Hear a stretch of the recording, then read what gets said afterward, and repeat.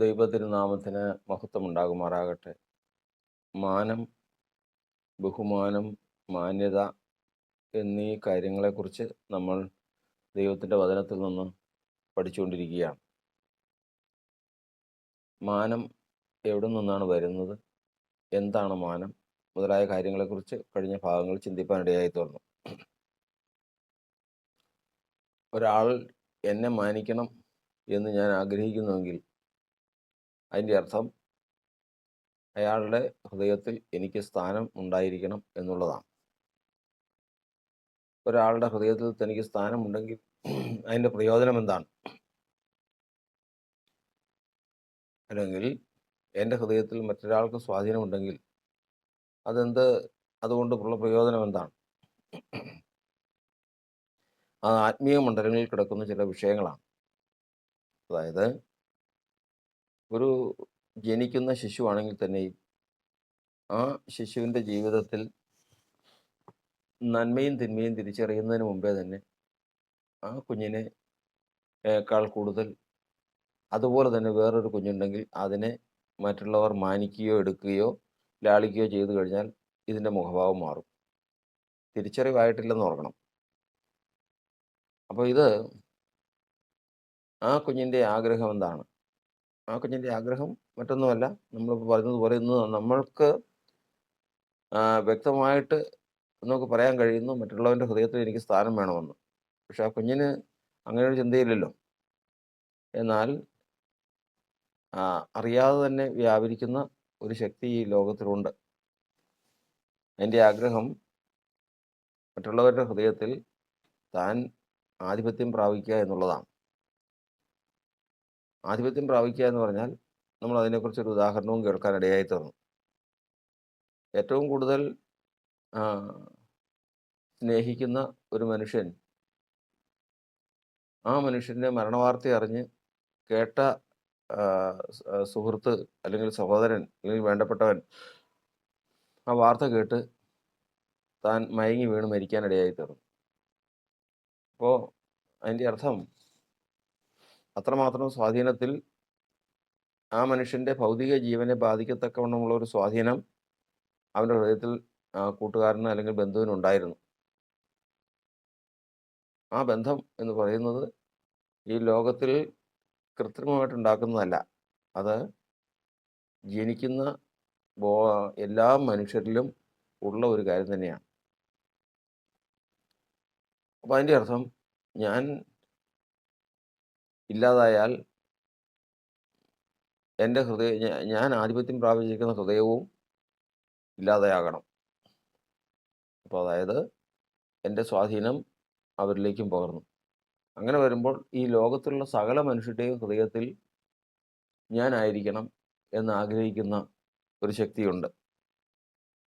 അതിലേറ്റവും പ്രധാനപ്പെട്ട ശക്തി എന്ന് പറയുന്നത് നേർവഴിക്ക് ആ ശക്തി ആഗ്രഹിക്കുന്ന ആളെന്ന് പറയുന്നത് ക്രിസ്തുവാണ്.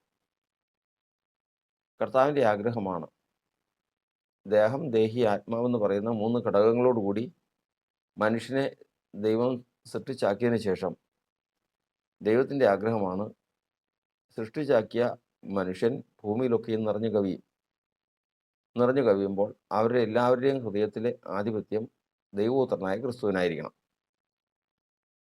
അതായത് ദൈവപുത്രനായ ക്രിസ്തു ആയിരിക്കണം അവരുടെ ആത്മാവിൻ്റെ ജീവൻ. മറ്റൊരു വാക്കിൽ പറഞ്ഞാൽ ആദ്യം പറഞ്ഞതുപോലെ തനിക്ക് ഏറ്റവും വേണ്ടപ്പെട്ട ഒരാൾ മരിച്ചു എന്ന് കേട്ടപ്പോൾ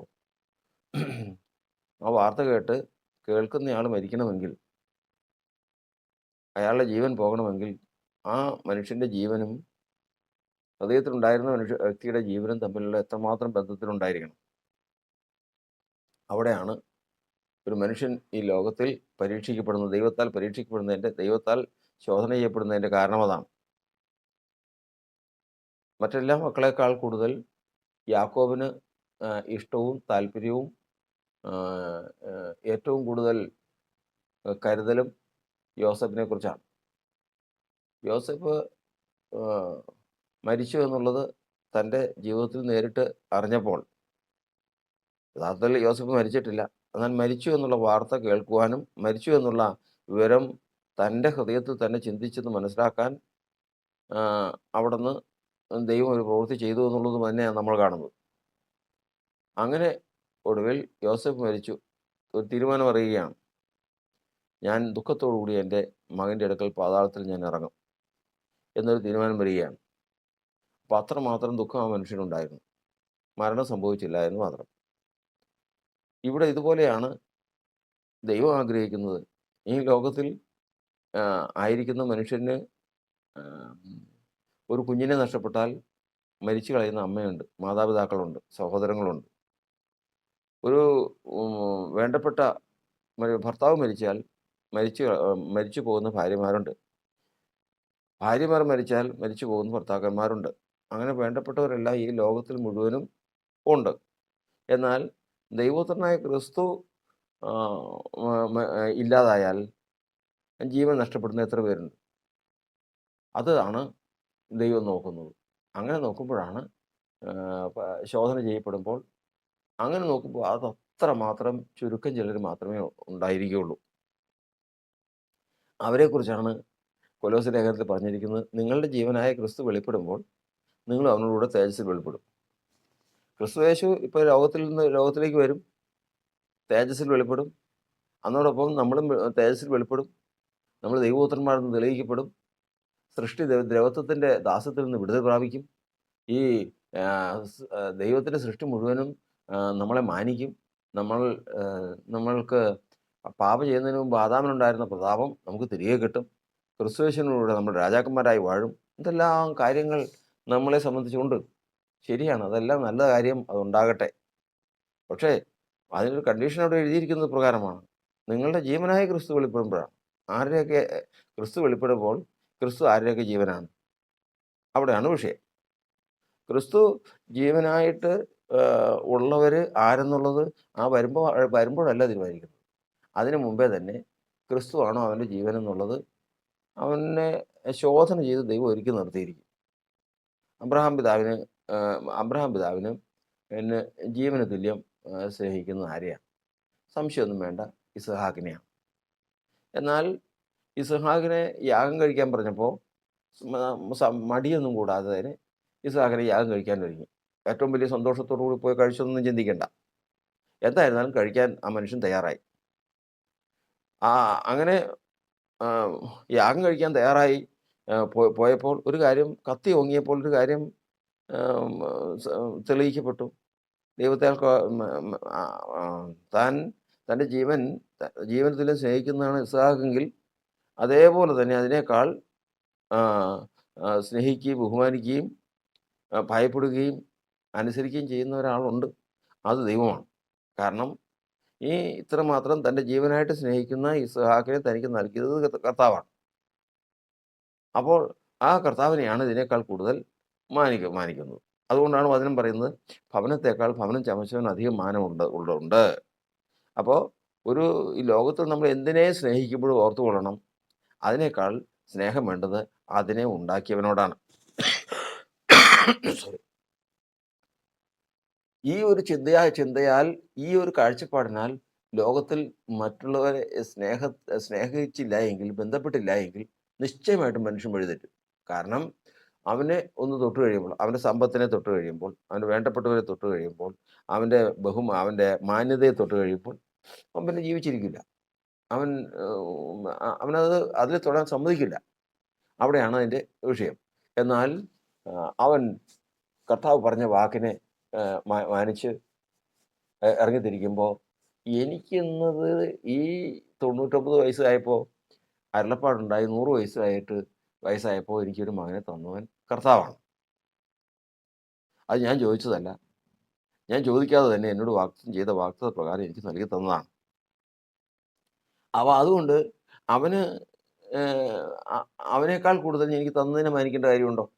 ഇല്ല. അല്ലെങ്കിൽ അവനേക്കാൾ കൂടുതൽ തന്നതിനെ സ്നേഹിക്കുകയും അതിനെ ജീവനാക്കി കരുതുകയും ചെയ്യുന്നത് ന്യായമാണോ? അല്ല. അവിടെ ജയിച്ചു കഴിഞ്ഞു. ആര് ജയിച്ചു? അവിടെ ഇസ്ഹാക്കിൻ്റെ അപ്പനായ അബ്രഹാം ജയിച്ചു. ഇങ്ങനെ ദൈവത്തിൻ്റെ വചനത്തിൽ നമ്മൾ പഠിക്കുന്നത്, ഈ ലോകത്തിലേക്ക് കർത്താവായ യേശു വരുന്നു. യേശു വരുമ്പോൾ അവിടെ ഒറ്റ ചോദ്യമേ ഉള്ളൂ, നിൻ്റെ ജീവൻ ആര്? നിന്റെ ജീവൻ ആര്? നിന്റെ ജീവൻ കർത്താവാണെങ്കിൽ ഒരു കുഴപ്പമില്ല. ക്രിസ്തുവാണ് നിന്റെ ജീവനെങ്കിൽ നിശ്ചയമായിട്ടും അവനോട് കൂടെ തേജസ്കരിക്കപ്പെടും. ഇനി അല്ല നിന്റെ മകനായ ജീവനെങ്കിൽ എങ്ങനെ തേജസ്കരിക്കപ്പെടും? അല്ല നിന്റെ ഭാര്യയാണെങ്കിൽ, അല്ലെങ്കിൽ നിന്റെ വേണ്ടപ്പെട്ട നിന്റെ സ്വത്താണെങ്കിൽ, അല്ലെങ്കിൽ നീ ഉണ്ടാക്കിയ നീ വാർത്തു വെച്ചിട്ടുള്ള ഒരു വിഗ്രഹമാണെങ്കിൽ, അല്ലെങ്കിൽ ഒരു